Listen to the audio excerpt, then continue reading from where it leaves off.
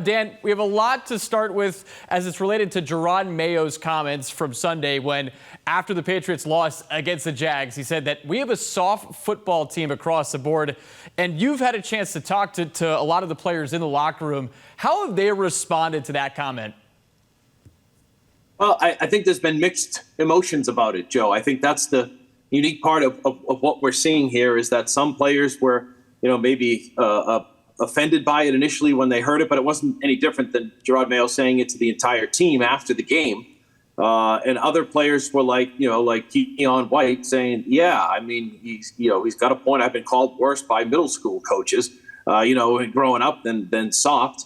So I think that they're all taking it in and taking it in stride. And I think, it depends on each player, but they're all going to look at each other and say he's right? Because they're not playing any kind of Patriot football right now, any type of physical football that you need to play in the NFL to win games.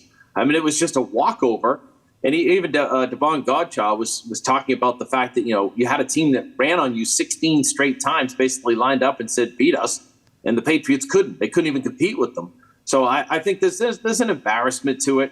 There's a lot of emotions going on with this football team. The injuries, as we know, haven't helped, especially at stopping the run. And a guy like Juwan Bentley, who was so good at it. So it's just nothing has worked right timing-wise, seemingly, with this Patriots team since week one. And it's been one of those things that's just a head-scratcher for everybody. And, Dan, it's been such a sharp contrast from what we've been used to from a Patriots head coach. I mean, you covered Bill Belichick for a long time. He gave you guys pretty much nothing throughout his tenure. And now you have Jerod Mayo giving you a lot after these games. Has Jerod Mayo expressed at all this week that he'd wished he'd gone about things differently as it's related to some of his public comments about the team? He's kind of danced around that, but I think, he's learning, Joe. He's a first-year head coach, right? He's never done this before. And he's finding out that, I think because it was in stark contrast to what we had down here in Foxborough for the 24 years of Bill Belichick, the fact that he was saying anything initially was like, wow, isn't that amazing? The things that he's saying to us. And that at some point it becomes like, okay, is he saying too much to us? And I think that's just a lesson being learned here by Jerod Mayo on the fly. I think, the players aren't used to hearing that in the media, especially here in Boston. Bill Belichick would have kept saying the same thing over and over again. We got to coach the players better. They've got to be better. I've got to be better. And that's all that you would get. So the fact that he's giving us all these things and he's saying it with his heart, he's saying it's no different than what I've said to the players in that locker room after a game. You guys are playing soft. So when you first, when you hear it broken down like that, it's not like, oh my gosh, he's like, look at him, what is he doing?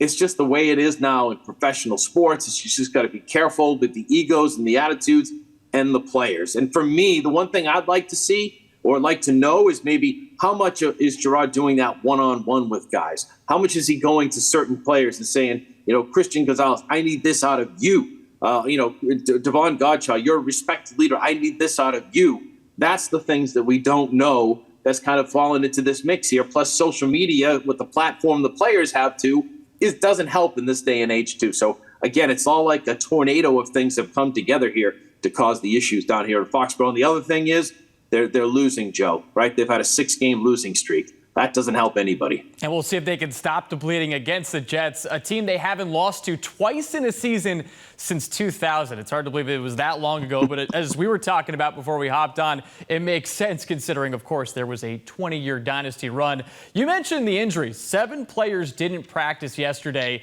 And there were some notable names in there. You had Jaylen Polk, Vidarian Lowe, Ramondre Stevenson, and Keon White among those names. Who among the 7 players, though, are you the most concerned about not playing on Sunday against the Jets? Well, I don't know if concern is the right word. I think Jaylen Polk is an obvious candidate not to play because he's, as Jerod Mayo told us yesterday, he's in the concussion protocol program. So that has to go through the medical staff and seeing if he'll be ready to play. So that's one guy. Vidarian Lowe, I'd like to see get back out there. Offensive line has been a problem all season long. So, they'd like to get some help or some more help consistently, but I don't know if he's going to be ready. I think the other 2 will be ready. I'd be surprised if Ramondre Stevenson and Keon White, given the circumstances, and maybe the desperation that this team has, I'd be surprised if they're both not in the lineup. I would think my biggest concern maybe is for Ramondre Stevenson coming off the foot injury, not playing and then playing in the game in London. Is he going to be able to bounce back and be okay from that perspective? Because I think listening to Keon White yesterday, sounds like it would take everything. It would take an army to keep him off the field on Sunday. Yeah, the way he's built, you always feel like he can be out there, right? And I wish I was built with that kind of body, obviously. And he's just such a great player. Joe, he's you and me put together. Right. He's the two of us put together and in solid shape. Yeah, exactly. We don't hit any of those qualifications. Now, Dan, right. Steve Burton asked me if I was soft, and I said physically, and that was my answer right back. So. There you go. Now, Dan, one of the most interesting dialogues from yesterday was wide receiver KJ Osborne. And Mike Giardi of the Boston Sports Journal, he reported that he was asked, do you want to be traded? And he responded, that's like an alley-oop. And then he later said, so today I'm here, so, now it's kind of, rock with it as it goes. What do you make of that comment, and especially coming off the last game in which he thought he wasn't going to play, and then he did pitch in, but we'll see what happens this upcoming Sunday. And he got his first touchdown in a Patriot uniform, too. That's the thing. So, again, it's part of losing, right? They've lost 6 straight. What's kind of, to me, and it's again, everything's kind of falling into the wrong place here when it comes to what we're seeing. So we had Jacoby Brissett running around for his life, for the first 5 games or what have you. And it was just hard to throw the ball to anybody. So anybody could complain, I want the ball. And now with Drake Maye, in watching the film back and everything else, he's learning on the fly here. Like, you can see a good quarterback, to keep it simple for everybody out there, like Tom Brady will drop back. And let's say the play is to Joe Weil on the right. Tom Brady will drop back, look that way. If he's not open, he looks quickly this way at the next receiver, Steve Burton, and then he'll go to the third look. And if it's the third receiver open at Nick Giovanni, then boom, he hits him. Drake Maye's in the process of trying to develop those skills as a quarterback. So he looks to the right, doesn't see anybody open, and then his next thought is to scramble around in the pocket because the offensive line is not doing a great job, and then look for the open receiver. And there's veterans such as Hunter Henry and Austin Hooper, and even a guy like KJ Osborne can get open. But it's not as simple as this, and this. There's guys open on the right side of the field if he's looking left. There's guys open on the left side of the field if he's looking right.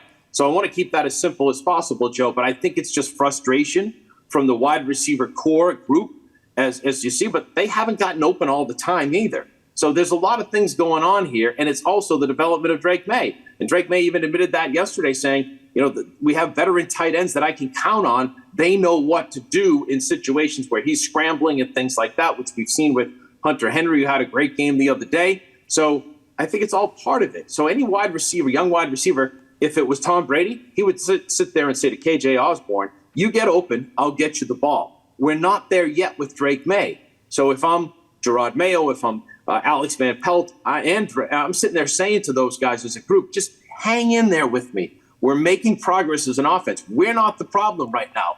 They don't need these young wide receivers and a veteran like KJ Osborne saying things like that right now. It only makes matters worse. I know people are down on the Patriots wide receiver core, but I do think it's better than me, Steve Burton, and Nick Giovanni. Although those other two guys, those guys are true athletes. But you just hit on Drake Maye, Dan, and he has looked solid through his first 2 NFL starts. And if you're a Patriots fan, you're kind of hanging your hat on that right now, that, hey, the 3rd overall pick is looking pretty good.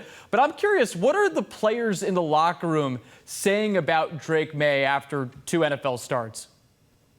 It's hard not to see what he is, right? And, Austin Hooper said to me yesterday for our first down interview on TV 38, it's just like there's a reason why he was selected 3rd overall in the draft. And he was taken with, that high. He was taken as the 3rd quarterback behind Caleb Williams and Jaden Daniels of Chicago and Washington, respectively. But you can see all the things that he has. And especially, Hooper was talking about the fact that, like I said earlier, the reads and how you're looking and finding guys open. That's all part of the learning process. But 2 things, the ability to use his feet and scramble within the pocket and then get out of the pocket, throw on the run. Those kind of things make him, invaluable because he's got some speed and he can run. And the other thing is the ability to throw a 40-yard flick, just like that flick. His arm strength is off the charts. We saw it when he dropped that in the bucket a couple of weeks ago to Kayshon Boutte and that 40-yard touchdown pass here at Gillette Stadium where everyone like, wow, and even the players were like, wow. And then we saw it again last week, his ability to thread the needle, find open guys, throw the ball hard when he needs to. He's got all the tools. And the players are saying this. They know he's got all the tools to be a great NFL quarterback. Now it's just a matter of, can he put the work in, can he develop, can he grow? But from week 1 to week 2, you saw a lot of progress, which is a great sign for the future of this Patriots. And that's the shining light that you got to look at right now if you're a Pats fan.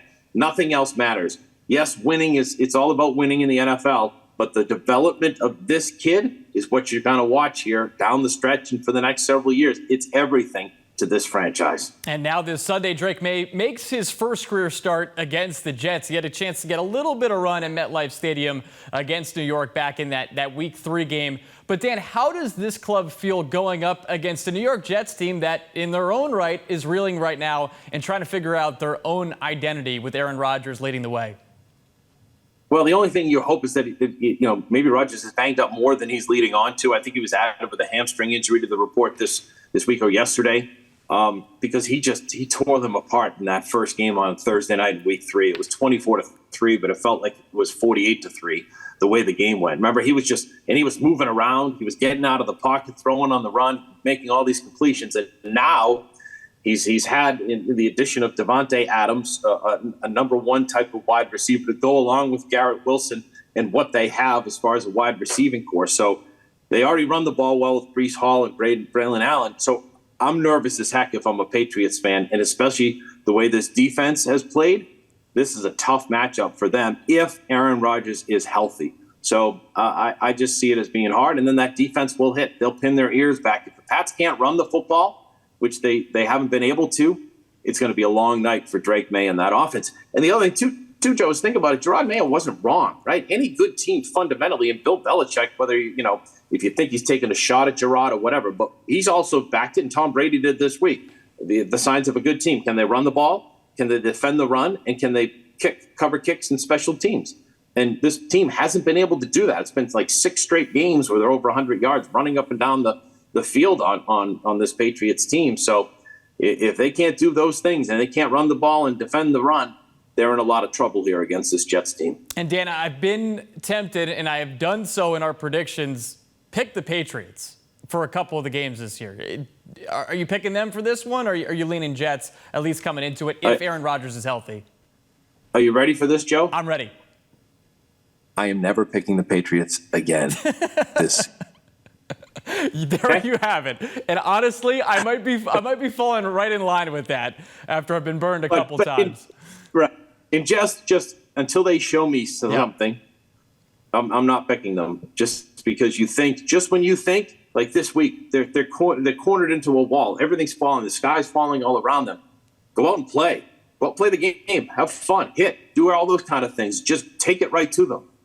It's simple, right? But they haven't responded that way yet. So we'll see. All right, Dan. Well, I appreciate the time as always. Thanks for joining us from Foxborough, and great to catch up with you midweek. And look forward to Sunday. Hopefully, we're both wrong in that regard. Yeah, and you make a good slot receiver, by the way. Thank you. It's nice to know coming from you. You've seen a lot of good football. Thanks, Dan. Okay. Yep. All right, be sure to catch Patriots All Access Friday night at 7 on WBZ. We take you behind the scenes, plus Jerod Mayo sits down with Scott Zolak, and much more. And start your Sunday with Patriots Game Day at 11:30 a.m. on WBZ, plus streaming on CBS News Boston.